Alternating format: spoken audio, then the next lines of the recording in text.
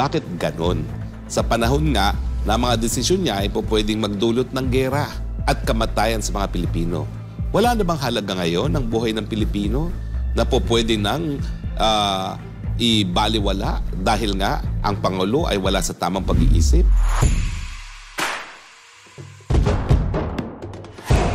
Tama naman itong sinasabi ni political analyst Malutikia. Alam mo, napakatindi ng akusasyon na ikaw ay gumagamit ng cocaine. Dahil nga, nandito tayo sa panahon na nakakaladkad tayo sa gera. Nakasalalay sa desisyon ng presidente bilang chief architect ng foreign policy ang buhay ng mga Pilipino. Kaya nga, he owes it to the Filipino people dahil meron tayong karapatan na makakalap ng impormasyon sa mga bagay-bagay na nakakaapekto sa atin, lalong-lalo na kung ito'y makakaapekto sa buhay ng mga Pilipino. Wala namang mawawala kung mag-hair follicle test siya. O nung minsan, nagkaroon siya ng urine test. Ay, ang problema nga, pwedeng mawala ang residue ng cocaine kapag urine test lamang. Samantalang long-term, ang ebidensya ng hair follicle test. Merong siyensya para ito ay manahimik ng issue, mawala ng issue. Bakit ayaw matanggal ang issue? Di ba? Kung walang itatago, napakadali naman niya, magbigay ka na ng buhok mo dyan. Kaya lang ngayon, para nga walang duda, siguro dapat may proseso na magiging transparent na buhok nga niya yung kanyang ibibigay, no? At hindi buhok ng ibang tao, no? Yun lang po talaga ang makakapagresolba ng issue nito sa whether or not siya ay gumagamit ng pinagbabawal na gamot. Pero for the record, he has never denied it. Ang mga resulta niya, ang mga sagot niya sa mga paratang, I will not dignify that with a response. Pangalawa, ha ha ha ha ha ha. There has never been a denial, there has never been an admission. Bakit ganon? Sa panahon nga na mga desisyon niya ay po pwedeng magdulot ng gera at kamatayan sa mga Pilipino. Wala na bang halaga ngayon ng buhay ng Pilipino na po pwede nang ibaliwala dahil nga ang Pangulo ay wala sa tamang pag-iisip? We owe it. You owe it to us, Mr. President, when you agreed to be our President, nabigyan mo kami ng impormasyon para na mamalaman namin na nasa tama kang pag-iisip sa paggagawa ng inyong mga desisyon. Pero sa kadami-dami naman ng mga presidente na pareho naman ang naging problema dyan sa China, bakit ikaw lang ngayon ang nangangaladkad sa atin sa gera?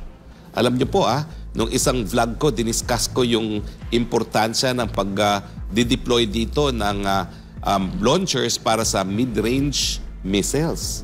Alam niyo pala yung mga mid-range missiles na yan, yung kayang bumiyahe ng 500 hanggang 1,800 kilometers. Ito yung kamuntik na maging mitya ng nuclear war nung tinatawag na invasion of the pigs dahil nag-deploy ng ganyang mid-range missiles ang Russia sa Cuba. At mabuti nga na lang, hindi natuloy yung nuclear war na yan. No? Ganyan kasensitibo po yan. At dahil nga po, sensitibo yung mid-range missiles na yan, nagkaroon ng kasunduan ang Amerika at ang Russia na hindi sila magde-deploy ng mid-range missiles. Ano nangyari? Dineploy ngayon ng Amerika dito sa Pilipinas. Of course, nakakita tayo ng mga larawan na yan. Hindi naman natin alam kung anong significance. Kung hindi pa nagsalita ang Russian ambassador to the United States, hindi dito sa Pilipinas, ang nagsalita pa yung Russian ambassador doon sa Washington, D.C. At sinabi niya na ito'y banta sa stabilidad ng buong daigdig dahil nga nagkaroon na ng minsan ng tratado na hindi na sila magde-deploy ng ganyan dahil banta sa seguridad ng isa't isa ng Amerika at ng Russia. At siyempre dahil naririto na yan sa Pilipinas, yan ay banta hindi lamang sa China, bantayan sa buong Southeast Asia at bantayan sa Russia. Bakit? Kasi dahil siya ay mobile, pwedeng isakay sa barko at pwedeng gamitin na at matarget ang Russia. Kasi yan nga po yung importansya ng mid-range missiles, no? So tingin ko, kaya naman hindi ganun ka-importante o hindi ganun kalaking banta ang intercontinental missiles, malayo ang babiyahihin. At kapag malayo ang binabiyahe, pwede mo talaga matarget at hindi dumating doon sa kanyang target. Pero itong mid-range, hindi siya ganun kalayo na makakarating ka agad. Siguro oras lang yan o less than oras yan kung ang target ay Xiamen at saka Guangdong galing dito sa Pilipinas, sa Lawag, no? Kaya nga po pag nagkagera, ang unang-unang titirahin ng ating mga kalaban o kalaban ng Estados Unidos dahil pinayagan nilang gamitin ang ating teritoryo rito, kung nasaan yung mga missile launchers na yan. At ngayon po nasa Lawag. So mga taga-Lawag, kayo po ay nasa indulto dahil habang narariyan yung missile launcher na yan po ang unang-unang tatargetin ng China kapag nagkaroon po ng putukan.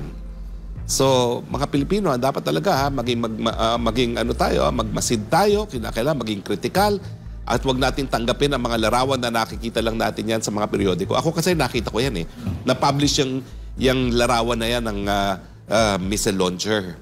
Tapos ang sabi ko, well, syempre, nandyan mga Amerikano, gagamit sila niyan. Pero hindi ko alam kung gaano ka-controversial pala yung mid-range missiles. Nakamuntik na minsan naging meet siya, halos natuloy na ang nuclear war dahil dyan sa mga mid-range missiles. Yan po yung larawan ng missile launcher na kontrobersyal na naging meet siya ng kamuntik ng Third World War at kamuntik ng First Nuclear Warfare sa panig po ng Amerika at ng Russia doon po sa Cuba.